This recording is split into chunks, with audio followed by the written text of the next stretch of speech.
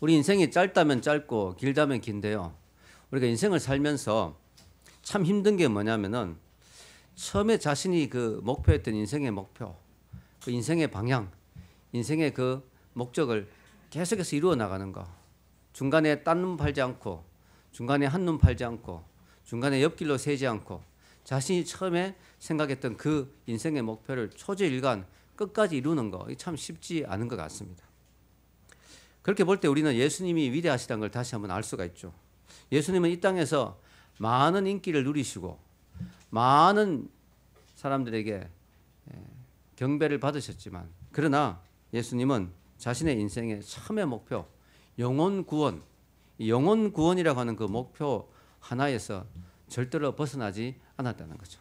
영혼 구원을 위해서 예수님은 제자들을 양육하고 키우시고, 영혼 구원을 위해서 전도하시고 선교하시고, 영혼 구원을 위해서 십자가에 죽으시고, 부활하신 다음에도 그 많은 영광 가운데, 그 많은 사람들의 감동 가운데 주님을 따라오고 주님을 높이고 하는 그 많은 사람들의 무리가 있었지만, 예수님은 여전히 영혼 구원의 목표를 맞추고 그 일을 위해서 부활의 시간들을 보내시고 성천에서 가셨습니다. 여러분, 예수님의 부활 이후의 행적 한 40일 정도 동안 머무르셨는데요. 부활 이후의 행적을 보면요, 예수님은 부활하신 이후에 자신을 괴롭히던 종교 지도자들이나 권력자들, 혹은 자신을 직접 못 받고 고통을 줬던 로마 병정들, 이런 기득권 세력들에게 자신을 나타내 보이신 적이 한 번도 없습니다. 성경에 보면 예수님이 부활하셔서 40일 동안에 그 짧다면 짧고 길다면 긴 그 시간 동안 온전히 예수님은 자신의 제자들, 자신의 귀한 사역을 감당해야 될 제자들에게만 자신을 나타내 보이신 것을 알 수가 있습니다.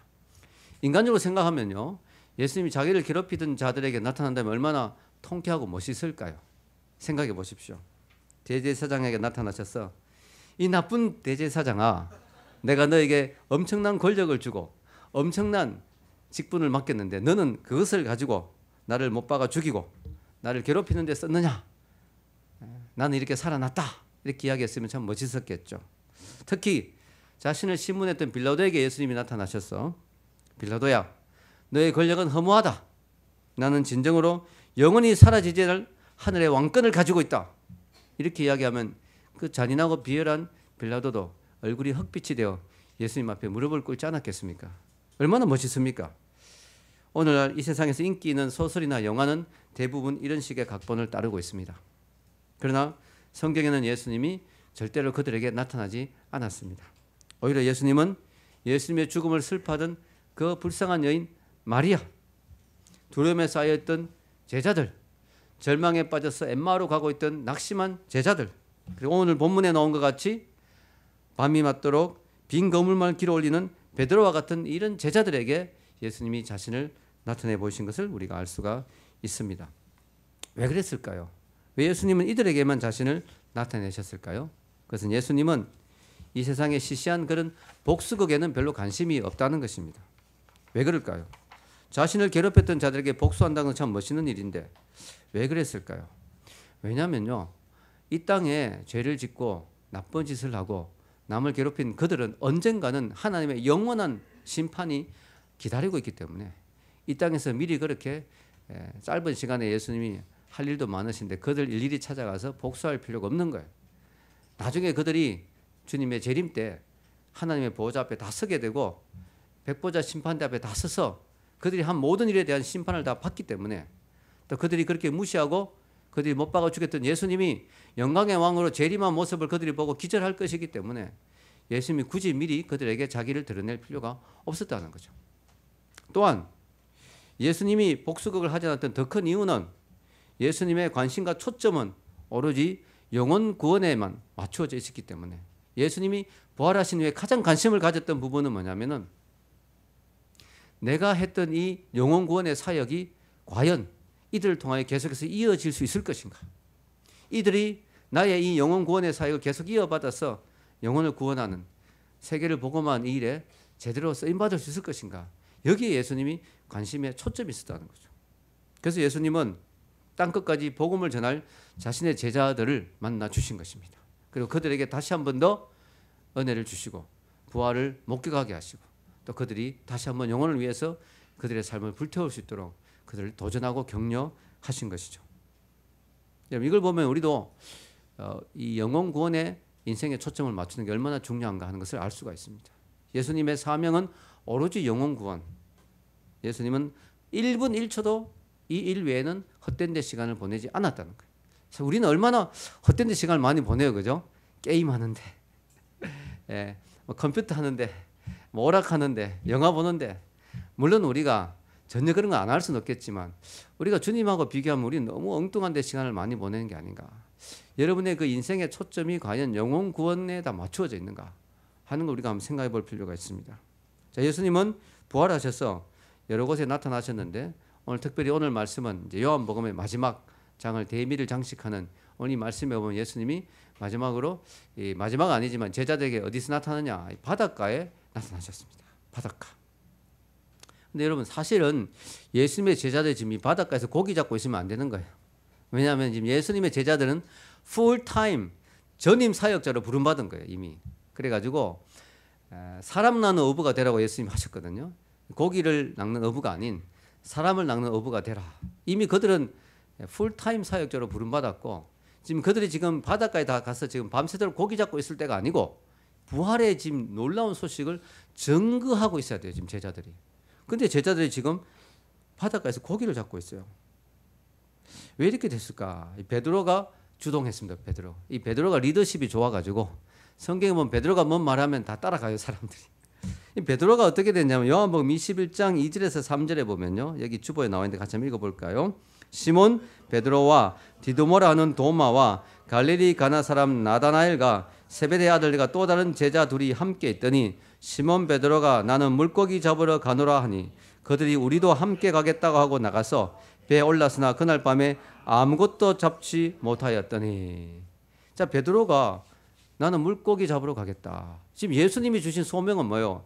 사람 낚아라고 지금 이야기하셨는데 분명히 그것 때문에 3년 반 동안 제자 훈련하고 다 했는데 이 베드로가 지금 나는 물고기 잡으러 가겠다 이렇게 이야기합니다. 다시 세상으로 빠져버렸어요. 왜 이랬을까요? 그 이유를 우리는 잘 알 수 있죠.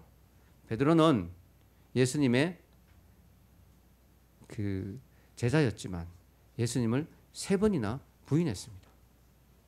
그리고 두 번째는요. 처음에 부인은 그냥 난 아니라고, 너도 그의 제자가 아니냐 할 때 아니라고 했는데 두 번째는 자꾸 물어보니까 조금 더 강력하게 저주하면서, 그죠? 난 아니라고, 내가 어떻게 그런 인간을 아느냐고 이렇게 했다가 세 번째 부인했을 때는 예수님하고 눈이 마주쳤잖아요. 그때 닭울음 소리가 들렸죠. 들리는 전설에 의하면 베드로는 평생 닭을 먹지 못했다고 하는, 닭만 보면 트라우마가 있어요. 트라우마가. 예수님을 부인했던 그게 예수님을 내가 부인했는데 어쨌든 이 베드로가 말이죠. 예수님을 3번 부인하고 나니까 이게 예수님 보기도 부끄럽고 제자들 보기도 부끄럽고 이게 도대체 수석 제자로서 체면이 안 서는 거예요. 그래서 예수님이 부인한 부활하신 예수님을 목격했어요. 부활한 예수님을 보고 나도 베드로가 도저히 자기가 이 사도로의 사명을 할 수가 없는 거죠. 그래서 베드로는 다시 바닷가로 돌아간 것입니다. 아마 베드로는 마음속에 이런 생각을 했는지 몰라요. 아유, 내가 무슨 내 꼴에 무슨 예수님의 제자라고. 그래, 나는 고기 잡는 게 어울리지. 내가 무슨 거창하게 주의 일을 한다고. 다 지나간 이야기야. 다 꿈 같은 이야기야. 그때가 참 행복했었지. 3년 반 동안. 그러나 주님이 부활했지만 나는 주님의 부활을 전가할 자격이 없어. 나는 부끄러운 제자야. 나는 주님을 부인했던 더러운 인간이야. 나는 주님 앞에 설 자격이 없어. 그래, 한때 참 행복했는데 내가 내 처지를 알아야지. 나는 물고기 잡는 거나 어울리는 사람이야. 이렇게 하고 베드로가 낙심해서 고기 잡으러 가니까 다른 제자들도 따라가 버린 거예요. 지금 주님이 지금 영혼 구원의 사역, 땅 끝까지 복음을 전하는 이 엄청난 일이 이들에게 맡겨져 있고 이들에게 모든 소망이 걸려 있어요. 그런데 그들이 낙심해서 가버리니까 이게 큰일 난 거예요. 큰일 났습니다. 지금 선교가 멈추게 됐어요. 복음의 행진이 지금 멈추게 됐습니다. 예수님이 다시 찾아오십니다. 찾아오셔서 베드로를 회복시키는 이야기입니다. 회복. 오늘은 이 주제가 회복의 이야기예요. 회복. 주님이 회복시키는 거예요. 뭐라고 하시냐면 내가 나를 사랑하느냐. 근데 한 번 물어보신 게 아니고 몇 번 물어보셨어요? 왜 3번 물어보셨을까요? 세 번 부인했으니까. 예. 예수님은 베드로가 예수님을 세 번 부인했기 때문에 그 똑같은 입으로 예수님을 세 번 사랑한다고 고백하게 만듭니다. 제자들 앞에서. 그래서 베드로에게 회복을 주시는 거예요. 너가 세 번 부인한 그 더러운 입, 너는 저주하고 싶겠지 그 입이. 그러나 나는 그 입을 다시 주님을 사랑하고 주님을 위해서 쓰임받는 복음을 선포하는 그 입으로 만들어주겠다 하시는 것입니다. 세 번 주님을 사랑한다고 고백하게 하는 거예요. 제자들 앞에서 공적으로 세 번 부인했던 베드로가 공적으로 세 번 주님을 사랑한다고 고백하면서 그 상처를 회복하게 하는 하나님의 놀라운 은혜가 있는 것입니다. 예수님은 또 재밌는 게요. 그냥 세 번 사랑한다라고 말한 걸로 끝나는 게 아니라 사랑한다고 말한 이 장소를 하는 예수님이 세심하게 준비한 거예요. 예수님이 연극으로 치면 세팅을 한 거예요. 무대를 세팅. 왜냐하면 베드로가 어디서 지금 부인했습니까? 예수님을. 이 모닥불 앞에서 부인했거든요. 모닥불. 주님이 이 새벽녘에 밤새도록 신문 받으시고 이 새벽녘에 이제 다 끌려가는데 이제 모닥불 앞에서 예수님을 부인했는데요. 이 지금 예수님이 지금 새벽녘에 이게 동이 트는데 이 숯불을 탁 피워놓고 그 앞에서 생선과 이 떡을 구우시면서 베드로가 예수님을 세 번 사랑한다고 고백하는 베드로가 똑같은 불 앞에서 주님을 부인했잖아요. 근데 지금 불 앞에서 다시 주님을 사랑한다고 고백하게 하는 이런 놀라운 은혜를 주시는 것입니다. 여러분, 우리 마음에 상처가 있고 트라우마가 있고 치유되지 못한 게 있으면요, 주님의 일을 하기가 참 어려워요. 그 상처가 자꾸 나를 걸림돌을 만들거든요. 주님은 우리가 상처 안에서 고통받고 절망하고 좌절하고 주님 앞에 쓰임받을 수 없는 그런 인생이 되기를 원하지 않습니다. 주님은 우리가 회복되기를 원하신 줄 믿습니다. 주님은 우리의 회복을 원하세요. 우리의 회복을 원하세요. 우리가 회복할 수 있는 방법이 뭘까요? 회복할 수 있는 방법은요, 사랑이에요. 사랑. 이 사랑만이 우리를 회복할 수 있는 거예요. 주님이 우리를 얼마나 사랑하시는지, 또 내가 주님을 얼마나 사랑하는지 고백할 때 이 사랑이 우리의 상처를 치료하는 것입니다. 여러분, 여러분의 상처에, 여러분의 고통 가운데 절망하고 있지 마십시오. 주님이 내미시는 그 회복의 손길을 다시 잡으시기를 축원합니다. 붙잡으십시오. 여러분, 주님은요, 베드로를 만나서 꾸중을 안 하세요. 꾸중을. 참, 진짜 주님 사랑이죠. 얼마든지 꾸중할 수 있잖아요. 베드로야, 내가 그때는 진짜 내가 잡혀 있어가 말은 못했는데 진짜 하고 싶은 말 지금 한다. 아무리 그래도 그렇지 너가 수석 제자인데 내가 너를 얼마나 기대했는지 네가 어떻게 나를 부인할 수가 있냐. 그건 너무한 거 아니냐. 난 너무 실망했다 너에게. 이렇게 말할 수도 있다는 거예요. 근데 주님은 그렇게 말씀하지 않으세요. 주님은요, 베드로로 하여금 주님을 사랑한다는 그 고백을 하게 만드시는 거예요. 왜냐하면 베드로가 더 알잖아. 베드로가 더 잘 알죠. 자기가 얼마나 잘못했는지. 거기에 주님이 다시 또 소금을 뿌리고 다시 그 상처를 아프게 하지 않고 내가 너를 사랑하냐라고 하시는 말씀은 뭘까요? 베드로야, 너가 나를 부인하고 잘못했지만 내가 그래도 너가 나를 마음 중심 깊은 데는 사랑하는 줄 알고 있다. 그 사랑에 내가 다시 한번 너의 기대를 걸고 싶다. 그리고 내가 너를 사랑하고 있지 않니? 내가 너를 위해서 십자가에 죽었지 않니? 그리고 내가 이 바닷가로 너를 찾아올 정도로 너를 사랑하고 있지 않니? 우리가 사랑했던 것만 기억하자. 아멘. 우리가 정말 사랑했던 것만 기억하자. 우리가 실수했던 건 너가 회개했으니까 주님께서 용서해 주신다. 하나님이 용서해 주신다. 여러분, 이게 정말 중요한 것입니다. 여러분, 정말 우리가 사랑만을 기억하는 거예요. 주님이 우리가 사랑만을 기억하기를 원하시는 거죠. 여러분, 주님은요, 사역을 맡기시는데 책임감에 근거해서 맡기지 않습니다. 너가 수석 제자인데 이제 사역을 다시 해야 되지 않겠냐. 너 그러면 내가 3년 동안 제자 양육한 거 너무 아깝지 않느냐. 너가 여기서 그만두면 너 책임감이 있는데 그렇게 해서는 되겠냐. 이렇게 하지 않습니다. 의무감으로 하게 하지 않습니다. 내가 너를 사랑하고 너가 나를 사랑하지 않니. 그 사랑 때문에 우리 다시 한번 일어서서 우리 주님 나라를 위해서 우리 같이 쓰임받자라고 하시는 거죠. 여러분, 베드로 욕할 거 없죠. 우리도 주님 많이 부인했잖아요. 부끄러운 모습 많았잖아요. 주님 원하지 않는 모습으로 살았을 때도 많았고요. 주님 원하지 않는 모습 보였을 때도 많았고요. 주님 인정하기 부끄러워서 사람들 앞에서 우리가 식사기도 못했을 때도 있었고요. 얼마나 우리가 주님을 여러 번 부인했습니까? 그죠? 얼마나 주님을 여러 번 못 박았습니까?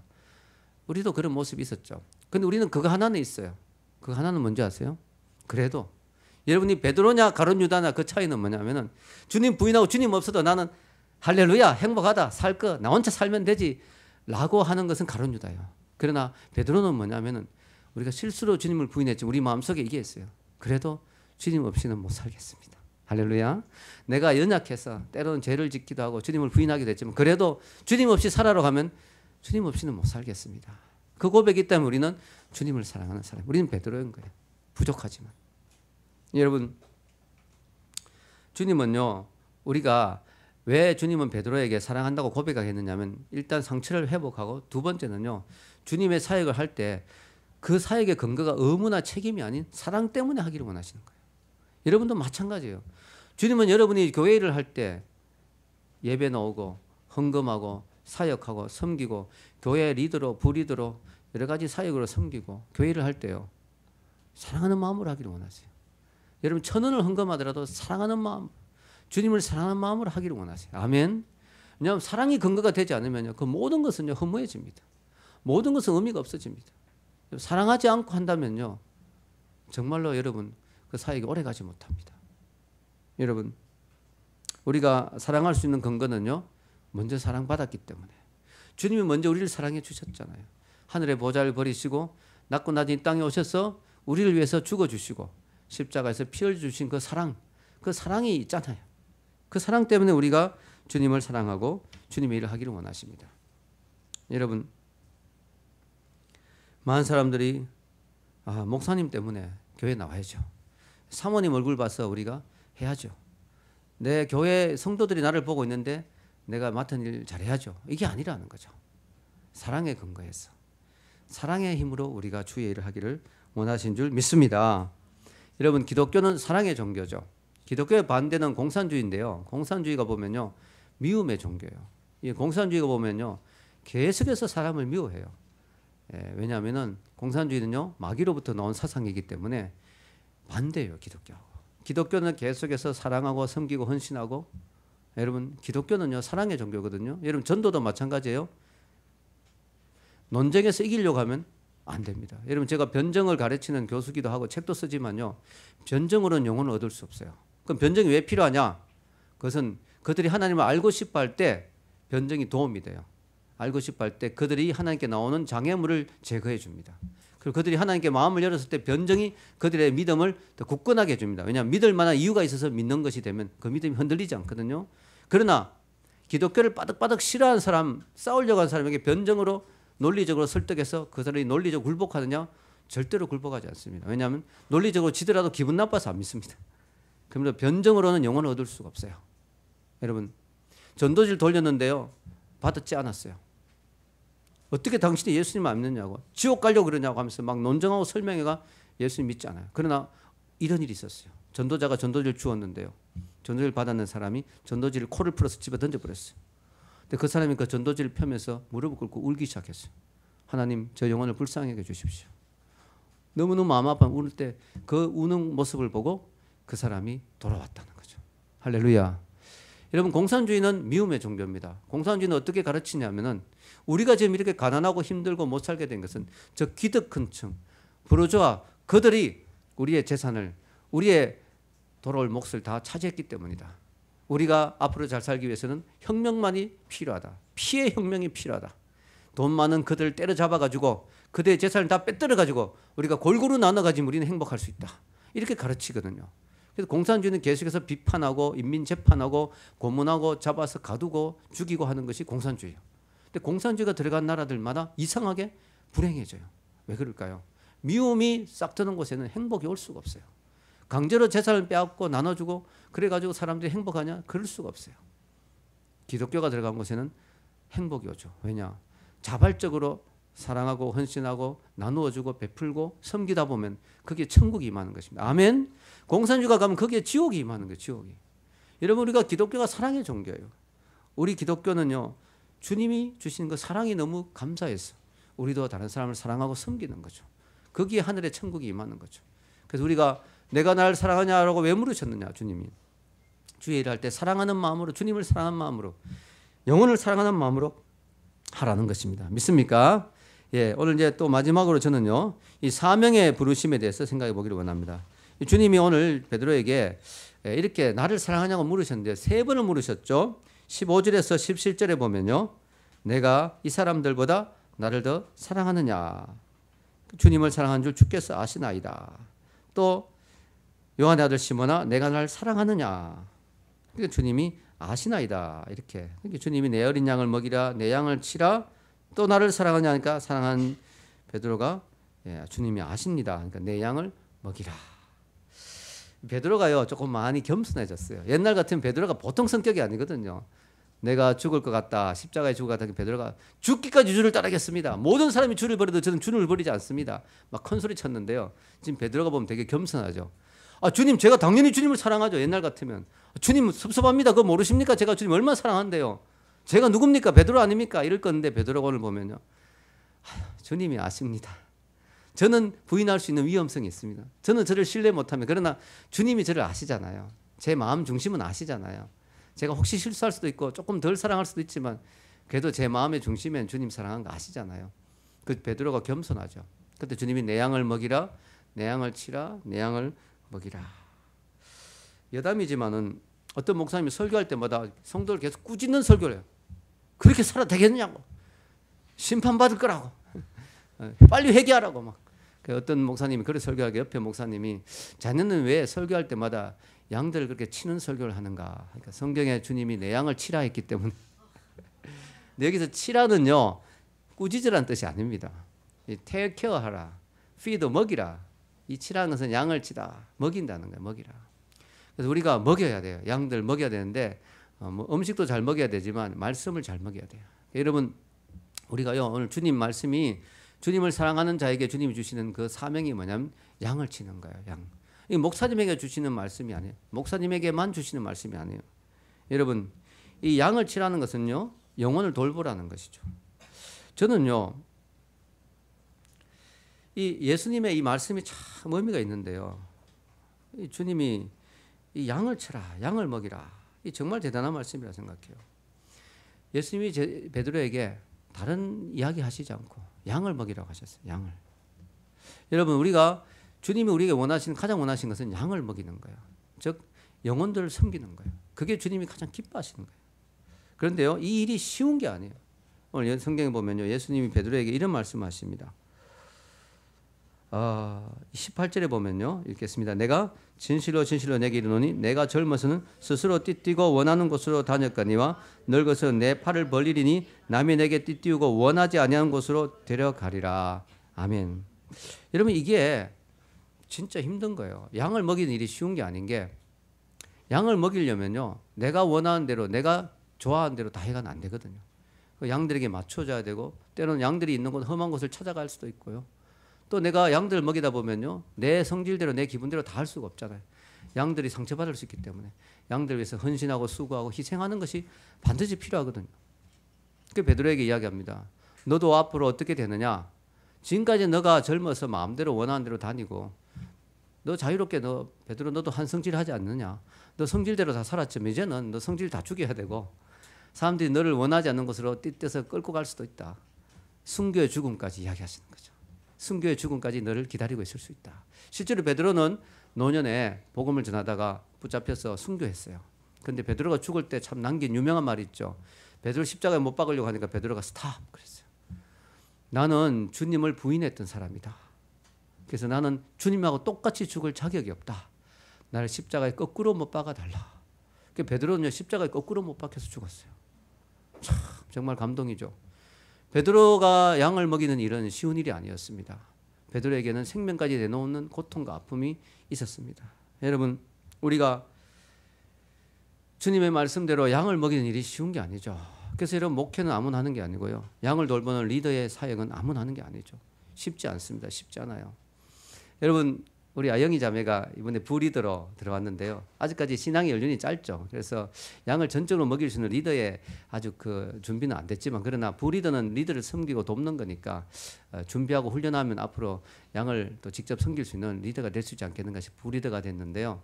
부리더가 돼서 리더 우리 훈련을 받는데 아영이 자매가 뭐라고 하는지 아세요? 와 해보니까 장난이 아닙니다. 왜냐면요. 여러분 저녁마다 기도 제목 올라가죠. 그거와 별도로 리더 셀에 또 카톡방에 여러분 중에 힘든 양들을 위해서 우리가 또 저녁마다 리더들이 다 기도 제목 올리거든요. 그걸 또 우리가 리더들이 붙잡고 막 씨름하면서 기도해요. 이걸 다 하니까 보통 일이 아닌 거예요. 저녁마다 여러분 양들 위해서 기도해야 되니까 얼마나 힘듭니까? 와, 해보니까 이게 장난이 아닙니다. 그러는 거예요. 여러분 쉽지 않아요. 쉽지 않은데요. 그만큼 보람이 있고 그만큼 귀하기 때문에 여러분 그 일을 우리는 하는 것입니다. 아멘. 여러분 우리 인생이 아무리 화려하고 아무리 갈채를 많이 받고 아무리 영광 가운데 살더라도요. 언젠간 이 세상을 떠나야 돼요. 이 세상을 떠날 때 여러분 남는 게 뭔지 아세요? 여러분 통장 뭐 직위 학위 이런 거 하나도 안 남잖아요. 남는 건 딱 두 가지예요. 뭐냐면은 내가 주님이 나를 얼마나 사랑했느냐, 그리고 내가 주님을 얼마나 사랑했느냐, 그리고 또 하나는 그 사랑으로 내가 영혼들 얼마나 사랑하고 섬겼느냐. 그건 영원히 남는 거예요. 그리고 주님 앞에 설 때 내가 전도한 영혼들은 영원히 남는 거예요. 그래서 바울이 이야기했잖아. 너희들은 나의 면류관이요 나의 기쁨이다. 주님 앞에 면류관이 뭐냐? 주님 앞에 내가 전도하고 양육한 그 영혼들이 남는 거예요. 아멘. 그게 남는 거예요. 그게 가장 가치 있는 거죠. 결론을 내리겠습니다. 사람에게 누구나 소중한 게 있어요. 여러분 한번 생각해보세요. 나에게 가장 소중한 게 뭘까? 근데요, 예수님에게 가장 소중한 게 뭐였을까요? 돈이었다면 예수님은 이 땅에 살 때 돈을 많이 끌고 모으셨겠죠. 예수님 정도 되면 상당한 돈을 모을 수 있었을 거예요. 예수님은 돈을 모은 적이 별로 없어요. 예수님에게는 학위가 필요했을까? 예수님은 학위를 따기 위해서 뭐 랍비 코스를 밟고 이러지도 않았어요. 예수님은 뭐가 중요했을까? 명예냐? 예수님 왕이 되려고 하지도 않았습니다. 권력도 아니었습니다. 심지어는 건물을 짓지도 않았어요. 예수님은 도대체 뭐에 그렇게 관심이 있었을까? 예수님의 관심의 대상은 영혼이었습니다. 영혼. 예수님은 이 땅에 오시면서 돌아가신 그 순간까지 영혼들에게 관심이 있고 영혼 구원을 위해서 모든 걸 다 바치셨어요. 심지어는 마지막 죽는 순간에도 자기 옆에 있는 강도까지 구원하고 죽으셨어요. 할렐루야. 예수님은 영혼에 가장 관심이 있었습니다. 여러분, 그래서 예수님이 가장 소중한 게 뭘까요? 양들이에요. 양들. 양떼들이에요. 근데 여러분 보십시오. 예수님이 마지막 성천하시기 전에 제자들에게, 특히 자기 가장 사랑하는 베드로에게 뭘 맡기셨어요? 자기 가장 소중한 귀중품을 맡기셨어요. 그게 뭐냐면 양이에요. 양. 여러분, 사람이 내 가장 소중한 걸 맡길 수 있다면 그 사람이 가장 소중한 사람이니까 그 사람에게 맡길 수 있는 거죠. 그 사람을 그만큼 신뢰하고 그 사람이 나에게 가장 중요한 사람이니까 내가 양을 맡기는 거예요. 예수님 베드로를 가장 소중하게 생각하기 때문에 자기가 가장 소중한 것을 맡겼어요. 바로 양을 맡긴 거예요. 여러분, 누군가가 예수님이 여러분에게 양떼를 맡긴다. 저도 목회자지만 양을 맡고 있잖아요. 양떼를 맡긴다. 아니면 셀리더로서 부리로서 양을 맡는다. 아니면 여러분이 누군가를 영혼을 전도했는데 그 영혼을 여러분이 양육하게 된다든가 전도하게 된다 할 때 하나님 나를 그만큼 귀하게 여기셔서 그 영혼을 붙여주신 거예요. 아멘. 그 영혼을 붙여주신 거예요. 여러분 얼마나 귀합니까? 영혼이 얼마나 귀합니까? 여러분 우리는 베드로처럼 실수하기도 하는 사람이에요. 우리가 완벽해서 우리에게 그런 일을 맡기시는 게 아니에요. 우리가 부족하지만 주님은 사랑하는 마음 우리가 있는 거 아시고 주님은 우리에게 가장 귀중한 양떼를 맡기시는 거예요. 여러분, 그래서 여러분 인생에 목표를 삼으십시오. 내 인생에 하나님이 붙여주신 양들, 그 양들을 내가 전도하고 양육하고 섬기겠다. 그 일을 하고 싶다. 그걸 여러분의 마음에 가장 소원으로 삼으시기를 축원합니다. 그렇게 소원을 삼을 때 우리는 주님의 마음을 품는 사람이 되는 거예요. 주님이 가장 귀하게 여기는 대상이 되는 거예요. 베드로를 하나님이 기뻐하시잖아요. 그처럼 우리가 양을 위해서 양들을 섬기는 일을 할 때 주님이 우리를 너무나 기뻐하세요. 전도한 사람들에게 주시는 복이 정말 많습니다.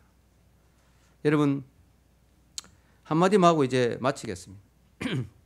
우리 교회 카톡방에 큐티를 올리는 카톡방이 있어요. 여러분 원하시면 들어오시면 됩니다. 저에게 이야기하시면 초대하겠습니다. 그래서 매일 아침 큐티가 거기 올라가거든요. 좋은 내용이 많이 올라가는데요. 최근에 큐티는 에스겔이었습니다. 에스겔 너무 어렵고 복잡하고 정신없다 싶지만 거기 에스겔의 내용 중에 하나님이 목자들을 책망한 내용이 나옵니다. 양들을 맡겼는데 양들이 제대로 안 하는 거예요. 그러니까 하나님 마음이 너무 아픈 거예요. 목자들이 양들을 제대로 돌봐야 되는데 양들을 제대로 안 돌봐가 양들이 굶주리고 병들고 상처받고 찢기고 유리방황하고 고통받으니까 하나님이 너무 에스겔을 통해서 목자를 책망하시면서 그 양들을 보고 너무 마음 아파하시는 거예요. 그런 내용이 있었거든요. 큐티에. 그래서 거기에 대해서 큐티를 해서 올렸는데 그중에 한 큐티가 제 마음에 참 많이 와닿았었어요. 그 큐티가 바로 우리 교회 큐티를 열심히 하는 이남기 형제의 큐티였습니다. 남경제에게 제가 미리 양해를 구하지 않지만 큐티의 한 대목을 제가 옮겨주고 싶습니다. 우리 남경제가 큐티에 이런 내용을 올렸습니다. 예전에는 나를 평범한 평신도로 생각하는 것이 겸손의 미덕이라 여겼을 때가 있었다. 그러나 성경에 보면 너희는 택하신 족속이요 왕 같은 제사장들이요 거룩한 나라요 그의 소유된 백성이니 이는 너희를 어두운 데서 불러내어 그의 기이한 빛에 들어가게 하신 자의 아름다운 덕을 선전하게 하심이라 라고 하는 베드로 사도의 말씀이 있다. 이 말씀에 근거해서 이제 하나님과 우리 사이를 막는 휘장이 찢어졌으니 이제 예수님을 믿는 사람으로서 새벽이슬 같은 청년으로 나와 약한 양들을 돌보는 일이 정말 성경적이고 하나님 기뻐하신 일임을 알 수가 있다. 영적으로 병들고 아픈 자녀들이 있는데 나 자신의 재정을 채우고 영적으로 살찌우는 것이 무슨 소용이 있을까? 하나님 마음을 더 잘 알 수 있도록 성령님 안에 잘 붙들려 있어야겠다. 이게 남경제 큐티였습니다. 너무 제가 가슴이 와닿았어요. 정말 귀하다. 그렇죠. 우리가 이제 왕 같은 제사장으로 다 부름받았어요. 여러분 목사님만 목회하는 게 아니에요. 여러분 전부 다 제사장으로 부름받아요. 아멘. 왕 같은 제사장으로. 대제사장만 들어갈 수 있는 휘장이 찢어졌어요. 이제는 주님의 피로 우리는 다 주님 앞에 나갈 수 있게 됐고 하나님 앞에 나갈 수 있게 됐고 영혼들에서 중보 기도할 수 있는 자격이 다 생겼어요. 여러분이 다 제사장이에요. 왕 같은 제사장으로. 만인 제사장이라는 게 바로 그거예요. 종교개혁. 여러분 다 제사장으로 부름받았어요. 여러분 우리 주위에 약한 양들, 아파한 양들, 아직까지 주님을 만나지 못해 방황하는 양들이 있다면 우리가 영혼을 살찌우고 우리 혼자 배불리는 게 무슨 의미가 있겠느냐. 우리가 그들에게 정말 나가서 중보하고 기도하고 그 영혼을 돌보는 일이 주님이 기뻐하지 않겠습니까? 결론을 내리겠습니다. 여러분 앞으로 여러분이 어디서 살든지 무슨 직업을 가지든지 무슨 일을 하고 살아가든지 여러분 인생의 초점을 양을 돌보는 일, 주님이 맡기신 그 양들을 섬기는 일, 그 일을 위해서 여러분의 삶을 드릴 때 여러분의 인생이 정말 별처럼 빛나는 귀한 인생이 될 줄로 믿습니다. 이런 은혜가 있기를 주의 이름으로 축원합니다.